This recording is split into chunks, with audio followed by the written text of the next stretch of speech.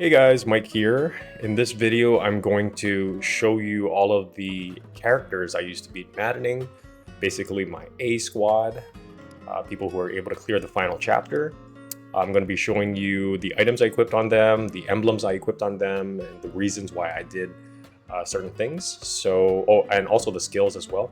So let's get right into it. All right, let's start with Alear. Alear, I just kept him at Divine Dragon. Which he gets access to A swords and B fists. In hindsight, I would have preferred him to get S swords, but it was not the end of the world. I'm actually not sure why I put him to Divine Dragon, maybe just because it was canonical story-wise. So what we have here is, so actually it says Alear and Marth right now. So I put Marth on him, but I only did Marth for the final battle. And there's a specific reason I did that. Majority of my playthrough, I would say 90% of my playthrough, or at least the second half, I actually used Lucina on Alear instead, just because of that bonded shield. The chance of proccing bonded shield on your adjacent allies is 90% because Alear is the dragon class, right? And that's just so useful. And you combine that with speedy guys on the that you're bonded shielding, and they're pretty much unhittable. I mean, there's still a small chance they might get hit, but if they can at least take one hit, it's usually pretty safe. So, Alear, Divine Dragon, these are his stats. He's mostly, a sword user, and he's pretty speedy as well. You can see I have 34 speed. Granted, 4 of it is due to the emblem, Marth, but naturally, I mean, 30 speed, it's definitely up there. Very competitive with a lot of the enemy units, as well as competitive with my other allied units who are speedsters. And on Maddening, you're not really doubling most enemies. You just want the speed so you don't get doubled yourself. So this is a very good insurance. High speed is very good insurance that you don't get doubled, which is very useful, right? You only have so much HP. All right, so the weapons I have on him, Silver Blade +1, Worm Slayer. I actually use Diamant too, and he and Diamant kind of share the Armor Slayer and the Worm Slayer, and they just trade it as needed. Like if I need someone to hit someone with the armor, or I need someone to hit someone with a dragon, then I'm just going to swap the Worm Slayer and the Armor Slayer as needed. So I have Liberation +5, and I use that purely because I just want to build meter as fast as possible. And you can build meter extremely fast with the Liberation. Like when you reduce the amount of steps it takes to build meter, you can actually build Alear's meter in 2 turns, just get 2 attacks, and the fact that he doubles allows you to hit the enemy twice, and you build 2 meter, and then Liberation gives you another meter as well, so that's 3 meter and just 1 attack, usually. And you can actually even build his meter from 0 in 1 turn if you just dance Alear, right? So he attacks, he gets half of his meter back, and then you dance him, and he attacks again, and he has his meter back again. So like building meter on Alear is incredibly reliable. So like Divine Spirit helps with shortening the meter step as well. Just all of these factors, he's just a meter building machine. Like you really don't need to pick up puddles with Alear. Just thanks to like all of it, like Divine Spirit as well, Liberation. And I just Willy Glands you get in chapter 25 after beating Lumera. So I just equipped on him. It gives a 1-2 range option, which is nice because sword users really only have the 11 sword as that 1-2 range. And it's his mother's sword, so why not give it to him, right? The last thing here is Silver Blade. Silver Blade is just there to use for Lodestar Rush, because when you use these skills, these engage skills, you want to use your heaviest weapon possible, or your strongest weapon possible that does the highest damage, because it's going to take up 30% of your might, right? And it's going to apply it to the multi-hit combo that Lodestar Rush does. So you just want to pick the strongest weapon. The strongest weapon, for my case, is Silver Blade +1. Of course, if I knew in hindsight, I would have upgraded this even more to get even more damage, but it worked just fine. It still does a ton of damage. And there's a similar thing you can do with other units as well that have engaged skills that do one big fat hit. For example, Great Ether and Overdrive. You want to just choose your strongest weapon, and forging a silver heavy smash weapon is a great way to get that high damage and reliable damage. And it's perfect because you're not going to miss, right, with these engage abilities. It's 100% hit, so of course you're just going for max damage. So that's what the Silver Blade is for. And then we have the The engaged weapons, they kind of fall off. I feel like forged weapons start to overtake them, but engaged weapons are great options in case you're lacking on weapons and trying to just get, effective advantages on enemies and for a character that doesn't normally use those weapons. So it's just kind of like a great, engaged weapons are just great for giving a unit options outside of their typical weapon class that they're locked to, right? And that's Alir.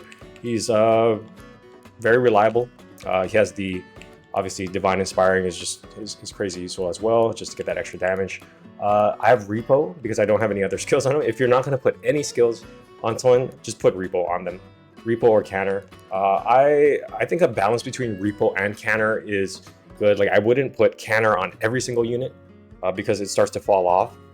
Not fall off, but there's sort of diminishing returns if everyone has Canter. So I think a mix of Repo and Canner is pretty good. I would do like 50% Repo and 50% Canner. That's a good way to split it. But I have Repo on Alir. And then I have Alacrity. Alacrity, basically, you get it from Lyn by inheriting that skill from Lyn. The reason I did that was because if you have a speed advantage, basically if you can, if you have a speed advantage, then you can get your counter attack or your double or your follow-up attack in before the enemy can get their counter attack in.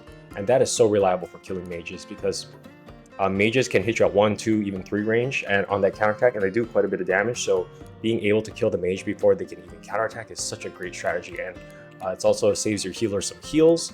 So they're not wasting time healing. Your healers can output more damage. They can just do other things and not have to worry about healing you. That's why I really like Alacrity. And I think it's really good on Alir because he has, again, like I said, his speed is up there with a lot of the other units. So I think Alacrity is perfect and it came into play a lot. All right, let's move on to Ivy. Ivy, I actually was using Celica on her for a long time, but I actually took Celica off and I put Celica on Pandreo. But Celica couldn't work on both of her. Celica was actually doing well on Ivy, actually. But the reason I took Celica off Ivy was because her magic attack was already very high, and I felt like Pandreo needed a little bit of a boost. So that's why I gave Celica to Pandreo. But Ivy, for the most part, was using Celica for the most part, for the majority of the playthrough. Again, not much to say about Ivy. I mean, she's just really high magic attack. Decent speed, not too high. She, once you equip like a heavy tome like Thunder, or even Boganone, mainly Thunder, like heavy tomes like Thunder, then your speed is definitely going to drop, and she's at a great risk of getting doubled by enemies. So that's, you have to be a little bit careful when you equip the Thoron. If you're going to Thoron someone and she's in range, enemy range, then you want to do a trade and swap the Thoron off, and so you can switch back to Boganone or something, a faster tome, so it doesn't get doubled, right? That's especially true if you do the Bonded Guard formation, where you put her in a Bonded Guard formation and you're expecting her to get hit. You don't want her to get doubled, even though she's sitting in a Bonded Guard or a Bonded Shield formation. So I just gave her assortment of tomes. We have Nova on her, we have Excalibur, Thoron, Boganone. Mend staff, just, if I need a clutch heal and Hortensia is not available to heal, then she can at least pop a heal up. Also, I put Cantor on her and Repo. I was looking at the skills. I didn't really think there was much skills that were good on her, so just a Cantor Plus and a Repo, that's perfectly fine. Cantor Plus is also synergizes well because she's a flying unit, so she can get in, attack the unit, and get back, because she is not because her speed is kind of low, she's always at that risk of getting doubled. So that's why I really like the Cantor Plus on her, because that way I can pull her back without risk of getting hit, right? She has a Grasping Void, that's just part of her class. When you get at level 5 from a Lindworm here. It's nice to, it's percent dex proc, so it's basically a 1 in 5 chance of getting proc right, 22. And it's nice for helping to finish off enemies. It's just a nice bonus, I would say. I didn't really focus too much on Single-Minded, her personal skill, because most of the time I would just kill enemies really fast. So that didn't really play into much here. Not much to say about Ivy, in my opinion. She's very straightforward, like flying magic unit, just hits hard, hits like a truck. For a while, I actually used Boganone, and then I put the Ike Radiance Refine on Boganone because I wanted it to be my nuke. Now that would basically guarantee she would get double. So the only time I would use that Radiance emblem on Boganone is if I just wanted to nuke one unit, just do max magic damage. but eventually I valued, like, that would drop her speed to basically like 0, and it didn't give me a lot of flexibility, so I actually just put the Fire Emblem on Bogonon, and that I feel that worked a little bit better. Like, the damage decrease from going from Radiance Emblem to Fire Emblem on the Bogonon was it was a nice balance, and I actually like that a lot better. So basically, she's just a Bogonon thrower. That's what she does. She flies in, hits people with Bogonon, flies back out. That's how I played Ivy. Because she's Lindworm and she has S rank tomes, she's able to use Nova, which was it. The hit rate, maybe in hindsight, I probably should have put a emblem on Nova instead. The hit rate is a little bit low here, because with the Fire Emblem, it definitely increased that hit rate, which made it more reliable. So I don't know, you could have probably put the Fire Emblem on Nova instead to get that, that reliable 2 hits on the enemy. But I find this worked, and I didn't feel like changing it. All right, next is Diamant. Diamant is just like an all-arounder. He's just a solid, balanced unit, in my opinion. And that the reason, okay, Diamant, his whole thing really centers around fair fight. And fair fight, he gets a reliable hit plus 15, but the foe is able to counterattack, so does the foe is just gonna pretty much guarantee a hit on him. But the thing about Diamant is that his defense is actually really high. So he's basically a successor class, which is kind of like his special hero type class. And heroes are typically very high defense. So, he's gonna get hit. Like, he's not really dodging anything. Like, you can see his avoid is 61, and at endgame, that's really nothing to write home about. So yeah, but the thing about Diamant, he's really strong. He has high strength, and you can see with this smash weapon I have here, the legendary smash weapon Jagorios, or however you say it, his attack is at a whopping 68, which is really reliable. And the fact is, and the thing is, like, if he's gonna hit anyways when he engages with the enemy, they might as well just use this super heavy weapon and just get massive damage on the enemy. So that, I feel like Diamant is not a speedster. If you're trying to play him as a speedster, then you're doing it wrong, in my opinion. You gotta let him take hits, and that synergizes well with Soul, because he's able to recover HP. So even though he's taking hits, he's just going to be recovering HP with Soul, and that's a pretty reliable way to get healing. His HP is also very high right now at 10, and that it's very high because Roy is on him, and Roy was tailor-made for Diamant, and canonically, like, story-wise, Roy was the emblem for Brodia, but Roy, for his skills, are just tailor-made for Diamant. His holdout, he's going to get hit, right? He's just taking those hits like a masochist, and holdout prevents him from dying, essentially. So it doesn't really matter if he takes hits. Combine that with Soul, and he's recovering HP on hits. So, like, you can always stay in a safe range consistently with Soul and holdout. So you can just see the synergy there, right? And that combines with fair fight, because of course he's going to be taking hits. I put dual assist on him. I inherited that from Lucina because he's a backup unit, and just getting reliable dual assist chain attacks is really nice, and it helps him contribute a lot more. Didn't really have any desired skills, so I just put reposition on him as well to help out with that flexibility and that movement. The other skills on Diamant, I wanted to try use advance more. It's basically like you get an extra square of move if you're going to try and attack an enemy, so that can kind of help, especially because he's a footlock unit and he only has 5 move here. So I didn't really use it that much, but it's something. It's given by Roy. Rise Above is nice. Just boosts your stats. Blazing Lion on Diamant is I think is really good because you can hit. You have an AOE, a solid strong attack on 3 enemies, and combine that with Jagorios, Georgios, however you say it. Does a lot of damage, and it's a good fit. It's like this. It's the same concept as Lodestar Rush. You're just trying to use your heaviest weapon for these engage abilities, right? And I didn't really use the engage weapons that much. I find just like having a silver sword and a hand axe for 2 range was good enough, and Jagorius for those massive hits was also good as well. And I find Diamant did just fine. He did his job. He's a very flexible unit. He can fight multiple enemy types, and he's just a very solid balanced unit, in my opinion. All right, next is Panet. Panet was basically my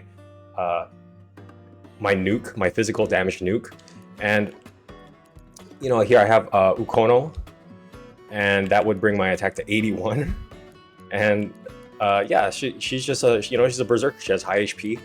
One thing I did though is I put Lin on her, and the reason I put Lin on her is because Penette was so reliable at getting kills that, you know, she would proc Speed Taker, which after every kill, she gets a +2 speed, and after like 2 or 3 kills, she already has enough speed to double most enemies.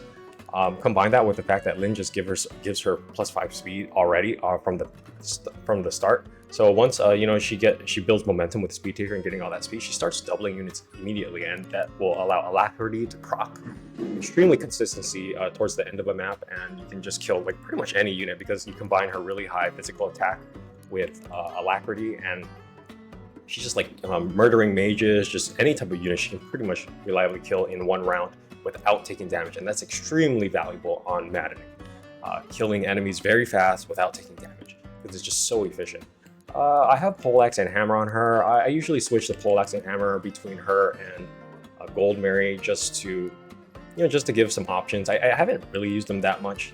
Mainly it's just the Tomahawk. The Tomahawk I refined here with the Lin emblem just to give it 166 hit, so it's just reliable. And the Tomahawk's really nice for enemy phase because you can counterattack with 1 range or 2 range, so that's a Tomahawk. I think a lot of people identify the Tomahawk as really good. Especially you just give it a nice emblem to refine it with, and it's very reliable, I find. Lin was also good on Penette because getting the Mula Gear, which is very high attack combined with her high strength, which is really good. Gave her an option to shoot flyers if I needed her to start shooting flyers. Combined with the fact with Asher Storm. Asher Storm can just shoot anything from anywhere, and because you have such high strength that your Asher Storm is pretty much like a ICBM missile. You're just shooting, and it just does a lot of damage at a very high range. It's just super reliable. So yeah, I mean, a lot of these benefits are from Lin, but I find her synergy with Lin was very good because Penette brought the strength and the raw damage, and then Lin kind of patched her up by giving her more speed and a little bit more dex as well, and just patching her up to just make her a powerhouse. So that's Penette. All right, Sadal. Sadal, I actually didn't do anything on him, really. He's just there to dance. If your dancer is not dancing, you're doing it wrong. Dancers are supposed to dance. Every turn, they're supposed to dance. They're not supposed to fight. They're not supposed to do anything. They're supposed to just dance. And the reason they're supposed to dance is because it gives that extra move to another unit that can do a more optimal thing in that play. They're not supposed to really be fighting. All right, maybe, if you're waiting on enemy phase for your enemy units to advance on you, then maybe you can pull out a Chi Guard if you have that opportunity, because you weren't going to dance anyways. So that you can do that, and he is a Chi Adept after all. I just threw Leaf on him because just to gain SP. Really, I never really used Leaf on quad hit anyways, so that's the reason Leaf is on him. That's really it. He has Fist just in case he needs to do combat, but really, like I said, you're supposed to be dancing. I never really used this at all. I don't think I even used it at all the whole playthrough. He is pretty fast, like 38 speed, so even if he was in range of an enemy, there's highly likely that he would dodge it. He's also pretty durable as well. He has 50 HP, which is pretty nice, and very high moderate defense and red, so he can actually take a hit. It's not the end of the world if he takes a hit. So sometimes I would plan for him to take a hit, like put him in any range if I saw a really optimal move that I can make to get a dance on an ally, and even if he took 1 hit, it was not the end of the world. So really, he's just there to hold extra staves. So I have another person that I can trade with in case I need to pull out a silence or a physic or a restore stave and give it to another stave user. He's just there to hold the staves. He's basically like a pack mule in that case. And right, he's not here to fight, he's just here to dance. And Curious Dance is really nice. It's just extra healing for adjacent allies at the start of the turn is really nice. Special Dance is also nice to give some combat stats to whoever you're dancing, which is really nice as well. I give him quality time because from Corrin, because if he's just waiting and dancing next to units, he's literally going to be healing them also every time he does it. So I think quality time is like the perfect skill for Sadal. Favorite food, I tried to do a strat where I wanted to get him to take damage so that he could eat the favorite food and get his dance back up. His 4 dance back up, because I used to put Violet on him. Honestly, I probably should have switched favorite food for like Repo or Canna or something like that. But I was able to beat the game without it, so it didn't really matter. But yeah, in hindsight, I probably should take favorite food off and put like Repo or Canna on him. These skills are Leaf skills, which I did not use at all. So that's pretty much it for Sadal. He's just there to dance and heal with quality time and curious dance, and that's all he's supposed to do. All right, Etier. Etier is my designated crit person. She's just there to fish for crits. And if you can get, so because you can see I have killable +5 refined with the Corrin emblem, which gives more crit to the weapon. Like I think it's like 30 crit extra. Combined with no distraction gives crit +10 when you engage on an enemy that can't counter. And so that's, you can see this killer bow is sitting at 88 crit, and that's extremely reliable to get crits. And the reason crits are so powerful, especially at such a high crit rate, is because it saves you turns. That's the whole point of crits, is to save you turns. If you can kill an enemy in one hit with one move with Etier, that's going to save you one turn, so you don't have to, so another unit doesn't have to come in and finish off the enemy. That ally unit can go and do something else and do something more efficient. So that's the point of crits in the game, especially when you can get it reliable at 88 crit, right? And she just terrorizes flyers, shreds flyers to bits. And, you know, combining Etier with a dancer, she can get 2 kills on the 1 player phase, which is really nice. Longbow is just there, of course, to get that 3 range, to fire at mages who don't have Thoron, as well as just chip units. Longbow is really useful. I actually used to use Corrin on Etier for a long time because Corrin had the Dreadful Aura, which I was able to get freezes from far range by just shooting enemies with a longbow. That's how I would get freezes with Corrin. Lendabear is just an S rank weapon. I just might as well put it on her. Honestly, Silver Bow +2 and Lendabear right here are pretty comparable in stats. So in hindsight, you know, you could use either of these. I just kept both of them on her. But I really, most of, like, I would say 95% of the time she's using the killer bow. Unless I needed a reliable kill, then I would just use Lendabear. So in hindsight, I didn't really need the Silver Bow after all. But I did use the Silver Bow for a while when I first got her. All right, so the emblem I gave, oh yeah, about her stats too. You know, she has really high strength. She grows very well with strength.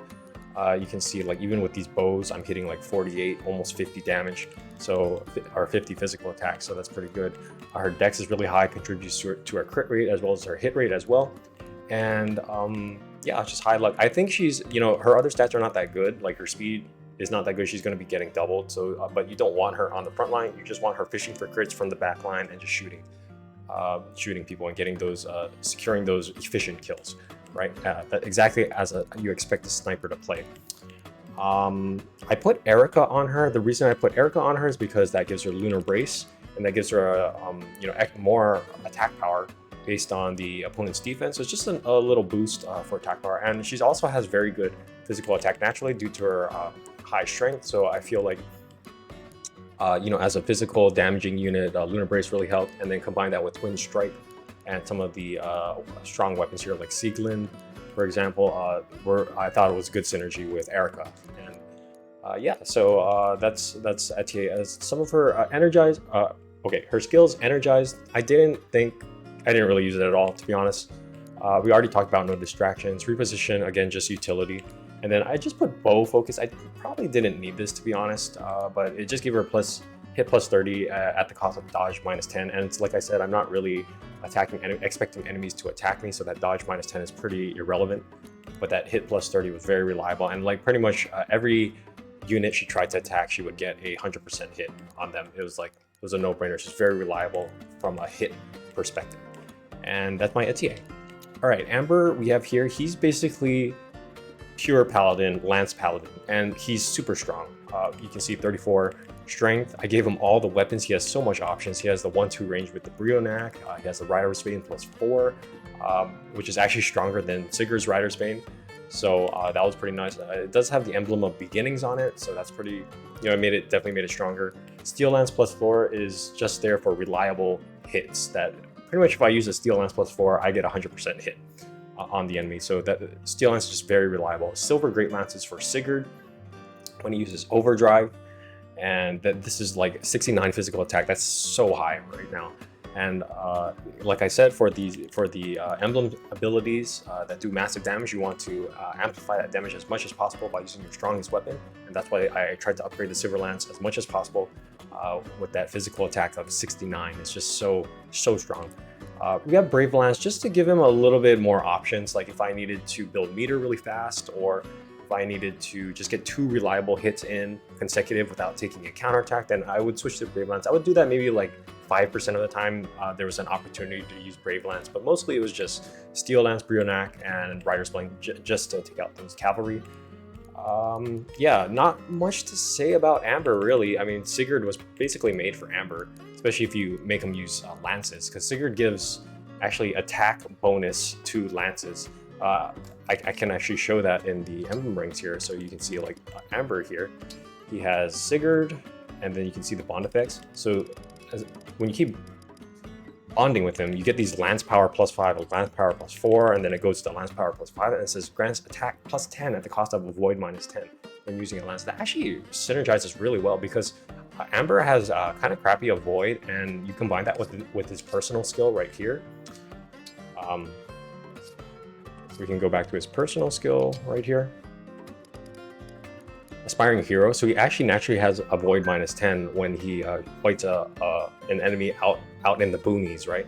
So he gets that reliable hit. So that kind of that Sigurd's attack +5 actually synergizes well with Aspiring Hero, just to get tons of attack and damage on Amber here. So yeah, that's basically Amber. I have Pivot, you know, that's the Paladin class. I actually really didn't use it at all, to be honest.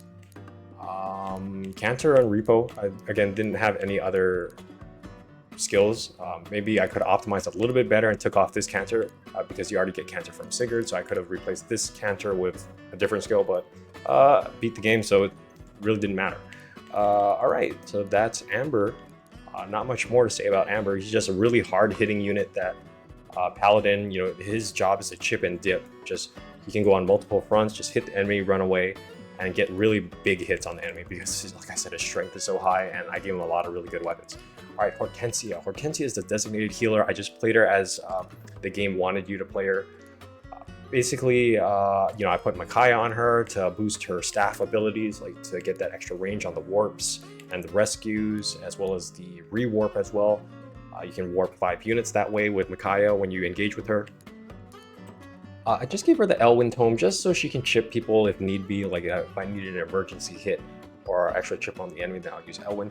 And the nice thing about you know, giving her Tome is that that allows her to build meter because, like you can see here, her speed is really high. She can actually double some units quite reliably. And when you give her a Wind Tome, then she can build 2 meter in 1 turn that way. So, and you always want Micaiah up, right? Micaiah just provides so much utility, and if you can get her back up really quickly with Elwyn, then that's also a great option as well. And she's very reliable, and that's thanks to her speed, really. She doesn't need to do that much damage with Elwyn. The point is to just hit the enemy so you can build meter. And yeah, so what else to say about Micaiah? Let's see. Her magic is a little bit low, like she's not doing a lot of magic damage, but not the end of the world. Her role is to just use staves. That's what she's supposed to do, and use staves in conjunction with Micaiah.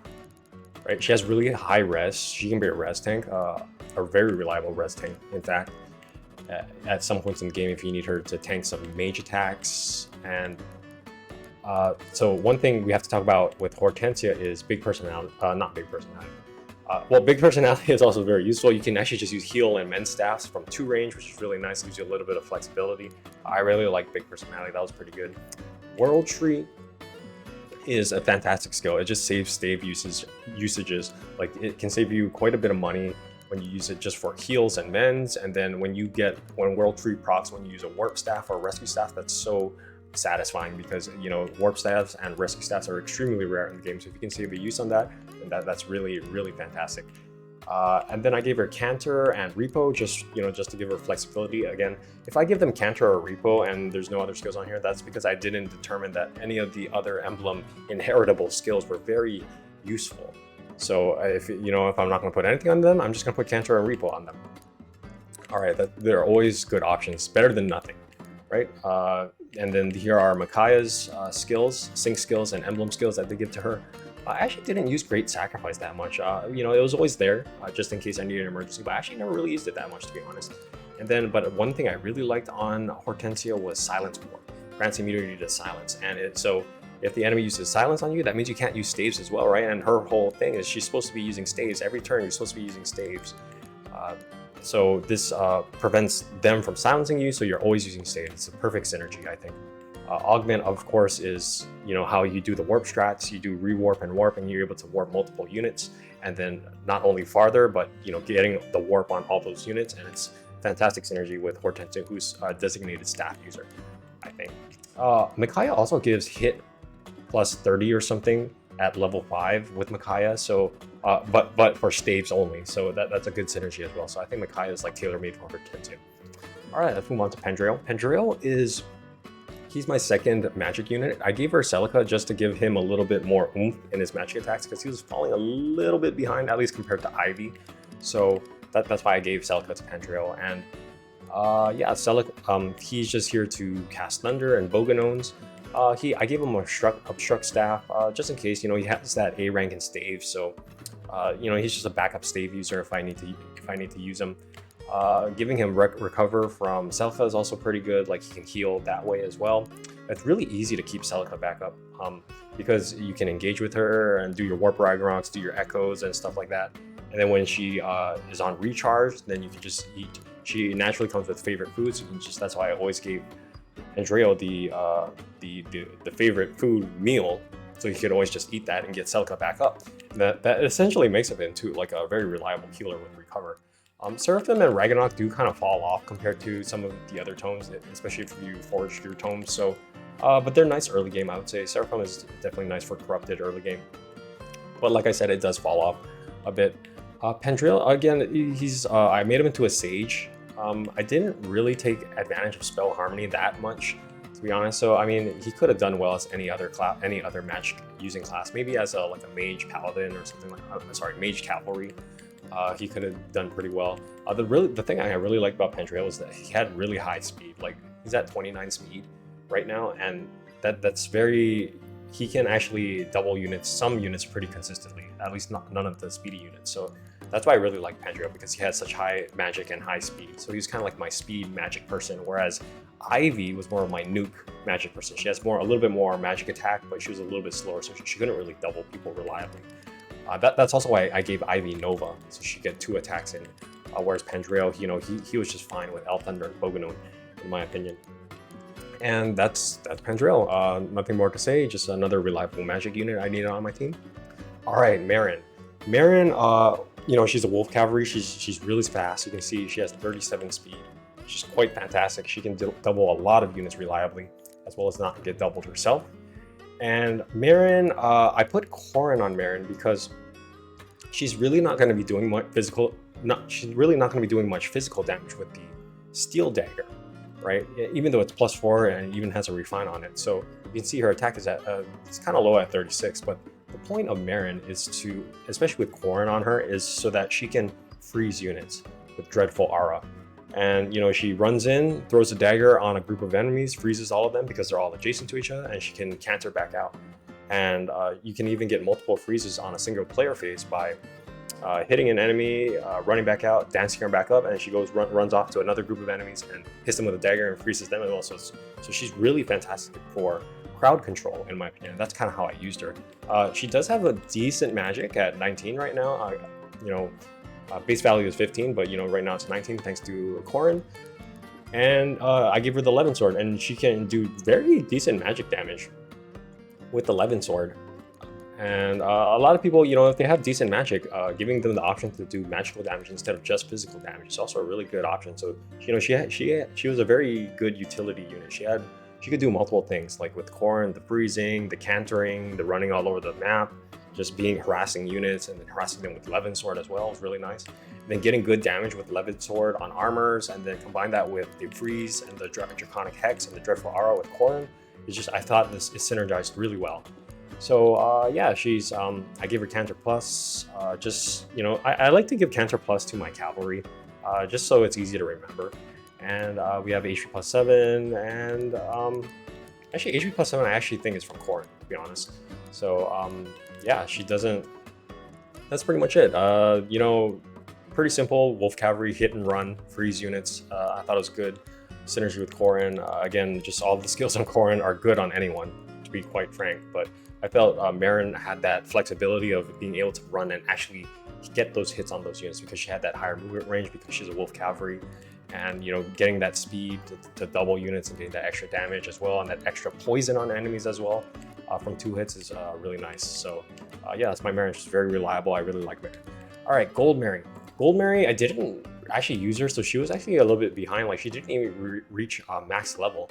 She's level 18 after I beat the game, and I didn't really know what to do with her, so I made her into a general. I had enough damage dealers, I had enough speedsters.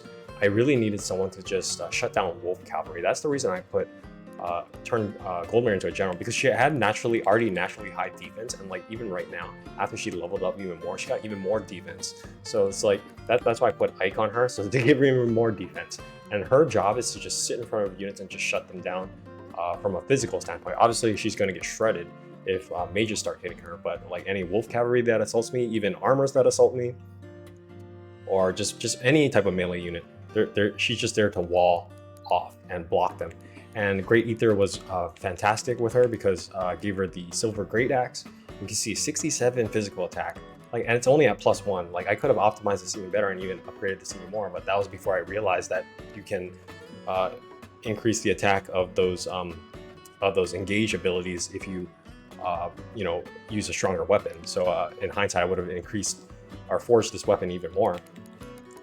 And like I said, you just sit her in front for enemy units that are assaulting you, and then just pop off a Great Ether, and she just do a shitload of damage with that Silver Great Axe, which was extremely reliable and very efficient play. Like, you can do tons of damage on that enemy phase, and like even take off units off the map. It's extremely efficient, and Ike was a perfect match for her. So yeah, some skills. I have hit 15 on her. I don't know why. I have HP +7, probably just because so she could take more hits, to be honest. But honestly, I didn't really put too much thought into her skills here, which is interesting. I didn't even really use swap that much, to be honest. Disarming side probably didn't do much, because hit -20. I mean, I was expecting her to get hit anyways, so like this probably actually didn't do much in hindsight. This probably actually goes against the synergy of how I was trying to build Gold Mary out. But yeah, she's just a reliable general, just to get big fat hits, and as well as take those fat hits and not even be phased by them. So you can see here, like the Tomahawk, I refined it with, I don't know what emblem that is, but it made the hit 174, which is extremely reliable. It was like 100% hit on pretty much anyone, and with a very respectable 49 physical damage. Ragnar is actually a good option as well. Like, give her access to swords. She could actually break some axe users if I needed her to break an axe user for some special situation. And for her, because she's fighting a lot on enemy phase, because she's a general and she's just sitting in the front, she's incredibly easy to build meter on with Ike. So I would always pop Ike off very early, get my Great Ether in, get that extra defense from Laga's Friend, as well as Resolve, and even after Ike ran out, she would still be taking attacks on enemy phase, and that her meter would be back up in like 1 to 2 turns already, just because she took so many attacks. So like getting Ike uptime was incredibly easy and very consistent with Gold Mary. And yeah, that's Gold Mary. Veil was interesting. Like, the only reason I started using her was because her stats were actually pretty good, like when you got her. So I was like, okay, can I use Veil? Like, I didn't want to train another unit like in my barracks. So I was like, okay, can we work with Veil? Is there something we can do with her to make her contribute a lot? So this is how I kind of did it. She has S tomes and B daggers, and right now she's only level 37. But here's what I did. So I gave her a much more reliable tome that she could use. She comes with Obscurite, and it's not that good. I mean, it's all right. It's pretty good, but I gave her Elfire just because I needed a little bit more hit on her. So like, this hit is only 145, but this Elfire is 160 because it has that emblem on it. And the magic attack is also a little bit more. It's 2 more than the Obscurite. So this was a little bit more reliable, I thought, the Elfire. I gave her Thunder just to give her access to 3 range. And another reason why I gave her Thunder was that so she could just tag enemies. And I gave her Draconic Hex. Draconic Hex is from Corrin, so I inherited it from Corrin. And her job with the Thunder and the Draconic Hex was to just debuff enemies, right? Inflict that -4 to all of the stats of the enemy, and she's just there to harass the enemy with Draconic Hex, so she debuffs them, and she can do it pretty safely with Thunder because of that 3 range. Another reason I did that was because if I can keep poking enemies with Thunder, and I decided to give her Byleth. So she was my designated 4 dancer.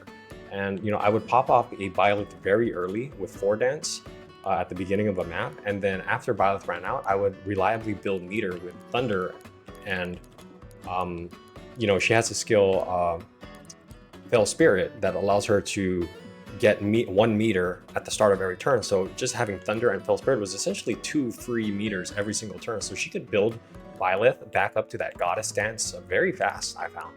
And that's pretty much how I played Veil. Like, she was there, she's a reliable magic user. If I needed her to shred and hit an armor, then she would come in and do that. But if she had nothing else to do, like she already popped off her goddess stance, then she was just there to build meter and hex people to debuff them and harass them that way. So that's the kind of the synergy and the thing I was going for with Veil. And again, her magic attack is still very respectable, so it's not like she's like super weak with her magic. And granted, her speed and defense, she's not going to be taking any attacks, and she shouldn't be taking any attacks. So that's where Thunder comes in to help her like contribute from range. She does have good res. Didn't really use her as a res tank. There are other better res tanks like Hortensia or even Ivy or even Pandrea were better res tanks. But it's still 31 res. It's still pretty good. And that's how I played. That's how I played Veil. All right, Zelkov. Zelkov was actually falling behind a lot in my playthrough, so you can see he's level 32 Thief, which is probably like a level 12 advanced class. So yeah, and part of the reason he fell off was because most of the maps were you could only deploy 12 units, whereas the final map you can deploy 14 units. So I still needed to bring two more units over that 12 that I was used to. And Zelkov, like I said, was falling behind. So his job is just to poison with the Silver Dagger, maybe get reliable damage on units that were squishy, like mages.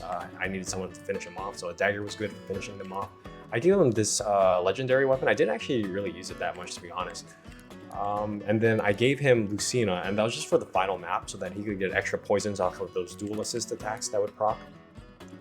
That would allow him to contribute, because you can see, like, I don't really have any skills on him. Like, he has pass, yeah, sure, but I didn't really want to pass behind enemy lines and then just get him killed, right? So I didn't really use pass that much. Pass is more effective on enemy units when they can use it on you, which is quite dangerous in my opinion.